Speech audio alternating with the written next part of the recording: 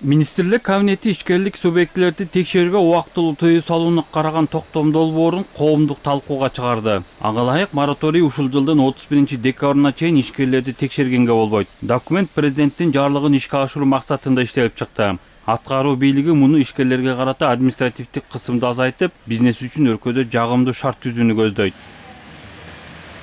Бул мораторийдин негизги максаттары эмне себептен келип чыккан? Бул биринчиден ишкерлик субъектилеринин текшерүүлөрдү мыйзамсыз жол жоболордон алыс кылууга, бизнес чөйрөнү жакшыртууга, ишкерлик чөйрөнү турукташуу максаттарында бул жарлык кабыл алынган. Жана эң негизги максаты негизсиз жана ашыкча текшерүүлөргө жолтоо болбогонго да.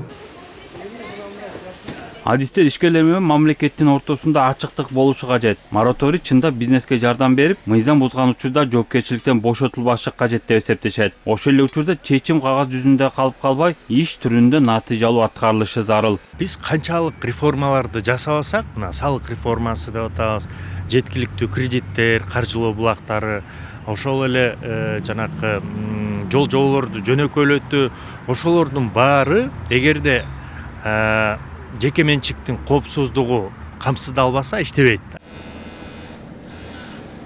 Текшерүүгө тыюу салуу чечими укук коргоо органдарына жана башка мамлекеттик мекемелерге тиешелүү болот. Эгерде ишкердин үстүнөн арыз түшсө же мыйзам бузуу болсо, сот иши жүрүп жаткан учурда анда текшерүүгө уруксат берилет. Ошондой эле бажы, салык, улуттук банк жана авиация тармагынын ишин көзөмөлдө калды. Жарандык авиация органдары тарабынан дагы текшерүүлөр улана берет.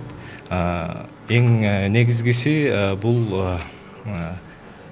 жарандардын физикалык жана юридикалык жактардын кайрылуусу келип түшкөн учурда бүт ыйгарым укуктуу органдары, кимде текшерүүгө укугу бар органдын баары мамлекеттик, алар текшерүүгө чыгууга укугу бар.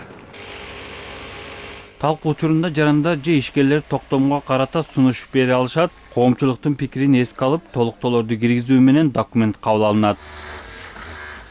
Дүйшөн Шаршенбеков, Элдар Анарбеков, ЛТР Бишкек.